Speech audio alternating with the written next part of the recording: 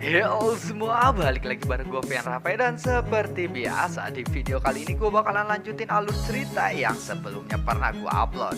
Dan gak kerasa juga gue udah sampai ke session 12 dari kelanjutan alur cerita Battle Through Heaven ini ya, atau Benua Kaisar. Tanpa banyak basa-basi lagi, yuk kita langsung cek Discord aja alur ceritanya. Di episode sebelumnya, setelah Xiaoyan atau Xiaofeng bersama kelompoknya memasuki pemakaman yang kacau, saat ini mereka telah tiba di suatu tempat yang aneh. Dan di sini, langkah kaki Zhongbo pun tiba-tiba terhenti. Sumber gas keabadian atau dewanya terkumpul di telapak tangannya. Dan kemudian dia lalu memukul tanah di bawah pijakan kakinya, sehingga pukulannya itu menghancurkan tanah yang mereka injak. Dan kemudian pandangan di bawah tanah pun terlihat dengan jelas. Di bawah tanah ada banyak sekali sosok di sana. Sosok-sosok ini sama seperti manusia. Mereka mempunyai anggota tubuh seperti manusia, tetapi posturnya terlihat sangat aneh. Tidak mungkin untuk memecahkan tanah di sini. Waktu yang kacau adalah waktu ketika kepala iblis ini muncul. Kengerian pasti akan terjadi. Dan kepala iblis juga memiliki level yang berbeda. Semakin banyak bulu atau sayap di kepala mereka, maka semakin kuat. Iblis yang berkepala dan bersayap satu setara dengan Dausian bintang 5. Dan kepala iblis yang bersayap 6 sebanding dengan Dausen atau Fighting God. Tunggu dulu. Sebaiknya kita berhenti saja di sini dulu. Dan semua orang harus bersiap untuk bertarung. Kita harus menunggu waktu yang kacau ini berakhir sebelum bergerak maju kembali. Kalau tidak, semakin dalam kita pergi, maka akan semakin kuat para iblis yang kita temui, ucap dari Zhongbo. Dan setelah mendengar kata-kata Zhongbo itu, semua orang pun dalam keadaan siaga.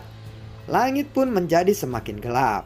Dan seiring waktu berlalu, kaki mereka tiba-tiba menjadi lebih lembut. Semua orang pun terkejut. Semua pun langsung terbang ke tepi yang tidak terlalu tinggi. Hanya setengah meter saja jauhnya dari tanah. Lalu tanah pun mulai tenggelam. Saat ini entah sudah berapa banyak kepala setan yang bermunculan dari tanah itu. Dan karena langitnya benar-benar gelap, sekarang pandangan mereka juga menjadi sangat terbatas. Xiaoyan atau Xiaofeng pun memunculkan Lotus Flame dalam sekejap ketika dalam situasi seperti itu. Jadi ini menyebabkan ada sedikit cahaya di sekitaran kegelapan mereka. Tetapi cahaya ini sangatlah kecil, seolah-olah kegelapan di sini bisa menyerap cahaya. Dan itu membuat Lotus Flame yang Xiaoyan buat bersinar seperti api dari lilin. Dan masih sulit untuk melihat sekitarnya. Sepertinya iblis akan segera datang. Ingatlah untuk tidak berpencar. Perhatikan posisi kalian, ucap dari Jenderal Hansen. Wah, tiba-tiba ada sebuah suara terdengar dari kejauhan. Itu adalah suara perkelahian dari tempat yang lain. Karena kepala iblis mungkin keluar dari tanah, maka Xiaoyan pun menembakkan Lotus Flame-nya ke arah tanah. Duar. Pertempuran mereka pun akhirnya segera meletus. Tetapi Lotus Flame ini masihlah sangat lemah, sehingga masih banyak bayangan hitam yang memanjat keluar dari dalam tanah. Xiaoyan juga tidak berani menggunakan Fearless Lotus Flame di sini. Lagi pula, dalam kekacauan ini, Xiaoyan tidak bisa mengendalikan kekuatannya dan dia tidak ingin sampai melukai teman-temannya sendiri. Dan dia juga tidak bisa menggunakan pedang Bang Huang Kuannya. Jadi Xiaoyan hanya bisa mengeluarkan pisau yang dia dapatkan dari Zhongbo. Setelah bertarung dengan beberapa klan iblis, Xiaoyan pun terkejut ketika menemukan bahwa kepala iblis ini memiliki lapisan armor yang tebal. Dan pisaunya tidak bisa membelahnya. Sulit untuk dibunuh dengan menggunakan pisau seperti ini. Xiaoyan pun tidak bisa memperkirakan berapa banyak kepala iblis yang akan datang ke hadapannya. Terlebih lagi, Xiaoyan juga tidak bisa melihat orang lain di sekitarnya. Dia hanya bisa mendengarkan suara-suara pertempuran dan raungan-raungan binatang buas. kepala iblis ini sangatlah aneh. Dan setelah berhasil dibunuh, mereka pun berubah menjadi abu tanpa meninggalkan jejak sedikit pun.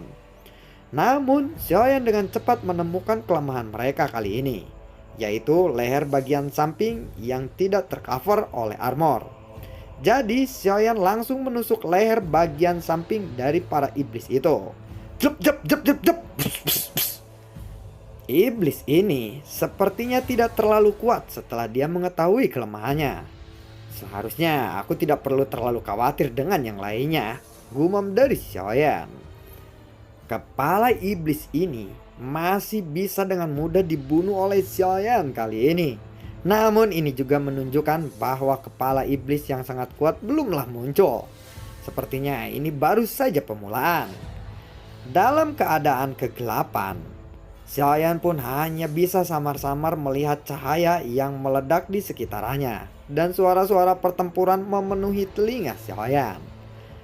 Namun Xiaoyan pun bahkan tidak mengetahui di mana teman-temannya kali ini berada. Dan bagaimana situasinya saat ini Xiaoyan pun tidak mengetahuinya. Karena tidak ada cara untuk memastikannya. Dan ruang lingkup di sini palinglah mengerikan. Kekuatan jiwanya juga terpengaruh dalam tempat ini. Namun karena kekuatan jiwa Xiaoyan ini cukup kuat, dia masih bisa mengetahui lingkungan di sekitarnya dalam keadaan redup sekalipun. Yang mulia Xiaofeng, tiba-tiba ada suara yang memanggil Xiaoyan dari kejauhan. Mendengar itu Xiaoyan pun segera menjawab. "Siapa di sana?" ucap dari Xiaoyan. Dan ternyata yang memanggil Xiaoyan adalah Zhongbo. Dan ada lebih dari selusin bayangan hitam di samping Zhongbo saat ini. Bayangan hitam itu adalah bayangan milik Zhongbo yang melawan semua kepala iblis yang terus berkeliaran.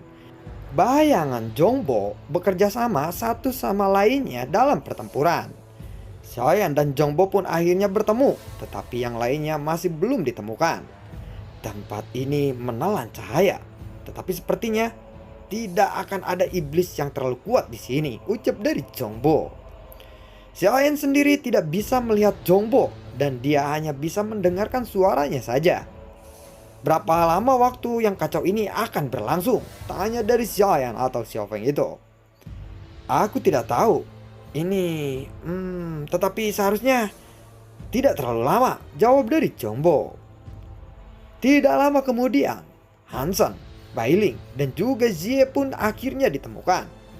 Namun pertempuran mereka masih belum berhenti. Oleh karena itu, Xiaoyan pun lalu bergabung di dalam pertempuran mereka.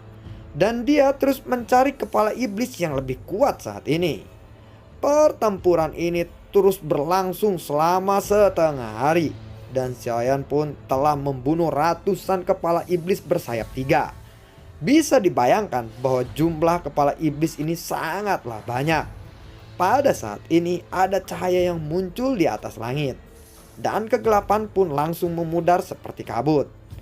Masih ada iblis yang tersisa setelah itu di dalam kegelapan. Dan setelah cahaya kembali muncul, mereka pun kembali masuk ke dalam tanah. Dan kepala iblis yang terlambat masuk menjadi abu dalam seketika. Kegelapan pun akhirnya telah lenyap sepenuhnya. Yang juga berarti bahwa waktu yang kacau ini telah berakhir. Namun tidak ada mayat kepala iblis di sekitaran mereka karena telah menjadi abu semuanya. Xiaoyan pun lalu melihat ke sekelilingnya. "Bagaimana keadaanmu, Hansen?" tanya dari Xiaoyan. "Ini bukan masalah besar bagiku. Aku baik-baik saja, Tuan," jawab dari Jenderal Hansen. "Kegelapan ini sedikit aneh karena bisa menyerap cahaya," ucap dari Xiaoyan. Mendengar itu semua orang pun lalu mengangguk. "Oh ya Zhongbo, seberapa sering waktu yang kacau ini akan terjadi?" tanya dari Xiaoyan lagi. Sejauh yang aku tahu, waktu yang kacau ini akan muncul sekali dalam setiap 5 jam. Memang sangat sering terjadi. Dan tingkat bahayanya juga akan berbeda-beda, jawab dari Zhongbo. 5 jam sekali? Ini tidak terlalu mudah untuk ditangani. Tugas utamaku adalah untuk menemukan senjata. Dan senjata ini disimpan oleh salah satu dari 4 Raja Iblis, bukan dari pemakaman yang kacau ini. Jika berhasil menemukannya dengan cepat, maka itu akan lebih mempermudah kita, ucap dari Xiaoyan. Iya, daripada itu, mungkin Lei Yang, Sanjing, dan juga Tu Xiuan mungkin lebih sulit untuk diselesaikan daripada Raja Iblis di sini, ucap dari Bai Ling. Apakah kita akan membuat rencana saat ini? Dan apakah peta milik Zhongbo ini akurat? Tanya dari Xiaoyan. Kemudian Zhongbo pun lalu mengeluarkan petanya untuk mencocokkan dengan tempat yang mereka tempati sekarang, supaya bisa mengetahui apakah peta ini akurat atau tidak. Semua orang lalu melihat ke peta itu, tetapi mereka menemukan bahwa makam yang kacau benar-benar sebuah labirin besar dalam pegunungan. Dalam labirin besar ini, jika tanpa peta yang jelas, pasti akan sangat sulit untuk menemukan jalur yang benar dalam waktu yang singkat. Jika peta ini cukup akurat, kita bisa memasuki jalan yang harus kita lewati sebelumnya, ucap dari Xiaoyan. Tunggu dulu, akurasi dari peta ini memang tidak 100% tepat. Namun pada dasarnya aku bisa menjamin bahwa peta ini dasarnya memang benar, ucap dari Zhongbo. Dalam peta itu, Xiaoyan lalu menemukan ada 3 tempat yang semuanya adalah tempat yang baik untuk menyergap. Namun Xiaoyan akhirnya menemukan bahwa sebenarnya hanya ada satu jalan untuk menuju pusat pemakaman yang kacau ini. Xiaoyan pun lalu merenung sejenak. Semua orang juga lalu memandang ke arah Xiaoyan saat dia merenung. Xiaoyan lalu melihat petanya lagi dan menandai tempat-tempat di mana para iblis mungkin akan muncul. Sepertinya kita harus bekerja sama dengan yang lainnya untuk membunuh Raja Iblis itu, ucap dari Xiaofeng atau Xiaoyan ini. Jadi kamu ingin mengajak Sanjing, Tu Xiuan, dan yang lainnya untuk membantu kita membunuh Raja Iblis itu? Tanya dari Zhongbo. Aku tahu bahwa tingkat keberhasilannya tidak mungkin tinggi, tetapi tidak ada salahnya untuk mencoba cara itu, bukan? Bai Ling adalah yang terkuat di sini, ditambah lagi dengan 10.000 kesatria hantu Hansen. Kita harus menemukan Raja Iblis itu. Setelah kita menemukannya, jangan melawannya secara langsung, dan kita harus memancingnya untuk dia keluar dari tempat penyergapannya. Bagaimana? Ucap dari Xiaoyan. Baiklah. Bai Ling dan Jenderal Hansen pun akhirnya mengangguk. Memang cukup sulit untuk menemukan Raja Iblis. Jadi Bai Ling harus terlibat. Lagi pula dia yang terkuat di sini kali ini. Jadi dia harus bertahan. Zhongbo dan aku akan pergi untuk menyergap terlebih dahulu. Dan aku akan mengatur formasi lainnya. Setelah tiba di lokasi penyergapan, kalian harus menunggu perintahku dan memancing Raja Iblis itu datang, ucap dari Xiaofeng atau Xiaoyan itu kepada yang lainnya. Kemudian Zhongbo pun membagikan peta yang disiapkan untuk Bai Ling dan Jenderal Hansen. Kita belum terlambat. Ayo cepat kita bergerak. Jangan bertindak terlalu tergesa-gesa. Ketika kalian menghadapi bahaya, jangan ragu untuk mundur. Karena tetap hidup itu lebih penting daripada segalanya, ucap dari Xiaofeng lagi. Baiklah yang mulia, ucap dari semua orang sambil menganggukkan kepalanya. Bai Ling dan Jenderal Hansen pun segera menuju pusat makam yang kacau itu. Sedangkan Xiaoyan dan juga Zhongbo menuju ke titik penyergapan. Sementara itu di sisi lain, Tu Xiuan yang sedang berjalan dengan timnya di tanah yang tandus. Meskipun ini adalah makam yang kacau dan tempat yang sangat berbahaya, tampaknya tidak ada banyak ancaman yang berarti bagi Tu Xiuan. Dan ekspresinya juga sangatlah acuh tak acuh. Dengan kekuatan yang besar, tampaknya dia benar-benar tidak perlu terlalu khawatir dengan bahaya di tempat ini.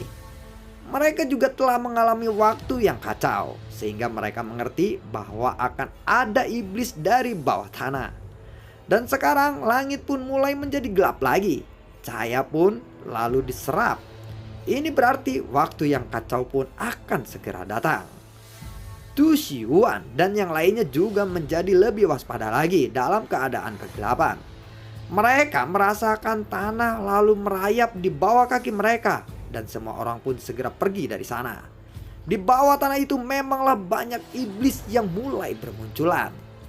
Tu Xiuan pun lalu melepaskan kekuatan jiwanya dan secara khusus mencari kepala iblis yang terkuat dari mereka.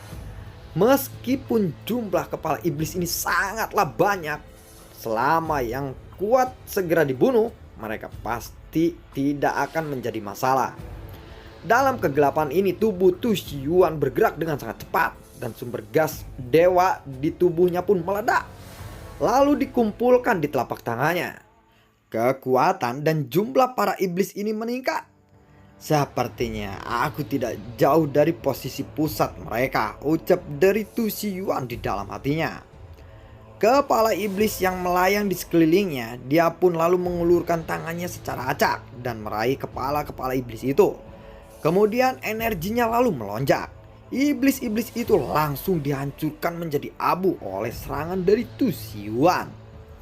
Pada saat yang sama, tim Liang dan juga San Ying telah menembus ke area dalam pemakaman yang kacau. Sebenarnya posisi mereka tidak jauh dari Tu Xiuan, tetapi medan di sini terlalu banyak gunung. Sungguh menjengkelkan, ucap dari Liang. Beberapa kepala iblis bersayap keluar dari dalam tanah dan bergegas menuju San Ying dengan kekuatan yang menakutkan. Kekuatan kepala iblis yang bersayap 5 telah mencapai kekuatan puncak Daoxian bintang 9. Tetapi bagi Liang yang sudah berada di tahap awal bintang 4 Fighting God dan San Ying yang dalam tahap menengah bintang 4 Fighting God, para iblis ini hanyalah masalah sepele bagi mereka. Sialan, begitu banyak mereka, matilah kalian semua, ucap dari San Ying. Buah, dedor. Para iblis itu pun langsung dimusnahkan dengan sangat mudah olehnya. Jumlah kepala iblis pun lalu meningkat lagi dan kekuatannya terus meningkat. Sepertinya kita telah memasuki area pusat yang sebenarnya. Sebentar lagi kita pasti akan bertemu dengan Tu Xiuan, ucap dari Liang. Mendengar itu, San Ying pun lalu mengangguk. Sementara itu, Xiaoyan dan juga Zhongbo terus bolak-balik melaju dengan kecepatan penuh. Sebenarnya akurasi peta ini hanya mencapai 70 atau 80%-nya saja. Dan untungnya sebagian besar rute ini telah benar. Tidak terasa 5 jam pun telah berlalu dengan sangat cepat. Dan waktu kekacauan pun telah muncul 3 atau 4 kalinya. Untungnya iblis-iblis ini masih bisa diatasi dengan sangat mudah. Xiao Feng, berhati-hatilah. Ada kepala iblis bersayap 6, ucap dari Zhongbo dari kegelapan. Mendengar itu, Xiaoyan pun lalu mengangguk. Dan tidak lama kemudian, Xiaoyan pun akhirnya bisa membunuh kepala iblis bersayap 6 dengan waktu yang cepat dan berturut-turut. Angin kencang pun tiba-tiba mendesis dan Xiaoyan pun kaget mendengar itu. Sepertinya akan ada kepala iblis bersayap 7, ucap dari Xiaoyan. Jumlah kepala iblis di sini tidak sebanyak di area pinggiran, tetapi kekuatan iblis di area ini jauh lebih mengerikan. Buar, pertempuran pun menjadi lebih sengit lagi. Kepala iblis bersayap 7 itu ditutupi dengan armor yang sangat tebal, dan ini sangat sulit untuk ditembus. Tetapi bagaimanapun juga, pasti ada celah di dalam armor itu. Ini benar-benar menjengkelkan, ucap dari Xiaoyan. Mata Xiaoyan pun kemudian tertutup dan cakram cahaya berada di matanya. Yao Beng, teriak dari Xiaoyan. Nyala api dari Baiji pun mulai bersinar terang kali ini. Dan semua iblis yang terkena oleh cahaya itu langsung berubah menjadi abu. Dalam satu serangan, Xiaoyan bisa membunuh semua iblis di tempat ini. Xiaoyan juga sangat terkejut. Dia tidak menduga bahwa Baiji akan memiliki efek yang begitu ajaib seperti ini. Karena sebelumnya ketika dia menyerang dengan menggunakan Lotus Flame, kegelapan ini bisa menyerap cahaya dari Lotus Flame itu. Xiao Feng, apa yang terjadi? Kenapa setelah Melihat cahaya yang terang itu, mataku langsung menjadi buta tiba-tiba, ucap dari Jongbo. Tenang saja, tidak apa-apa, semuanya sudah beres kali ini. Jangan khawatir, kamu hanya akan menjadi buta untuk sementara waktu saja, jawab dari Xiaoyan. Benarkah itu? Ucap dari Jongbo. Ketika kekuatan jiwa Jongbo menyebar, dia memang tidak menemukan iblis di sekitarnya. Apa-apaan ini? Cara macam apa yang kamu gunakan untuk melenyapkan semua iblis itu?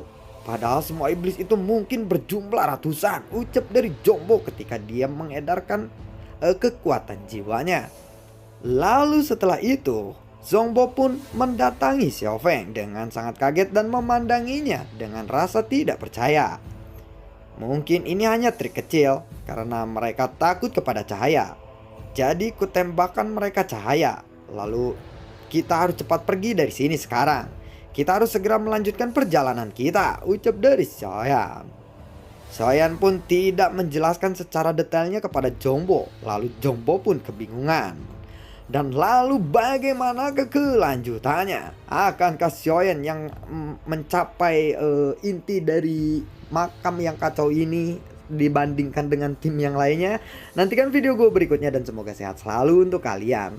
Gue tidak lupa untuk selalu ucapin terima kasih banyak juga buat kalian yang sudah mendukung channel ini dari awal hingga saat ini. Dan gue selalu ucapin terima kasih banyak juga buat kalian yang sudah mensupport channel ini lewat link Saweria di bawah kolom deskripsi. Oke, karena malam minggu gue nge-live, jangan nih malam minggu. Kemarin siapa yang tertarik sama Mita nih? Aduh, kata Mita, aduh ada yang nanyain bang katanya kapan upload gitu ya. Mungkin karena sekarang ada kegiatannya jadi gua nguploadnya malam terus. Aduh ya ampun, gue pengen sebenarnya demi ampun, demi Allah gue pengen banget upload banyak gitu tiap hari, tapi skripnya yang terbatas. Terima kasih semuanya dan sampai ketemu lagi di video gue berikutnya. Assalamualaikum dan dadah, semoga sehat selalu untuk kalian.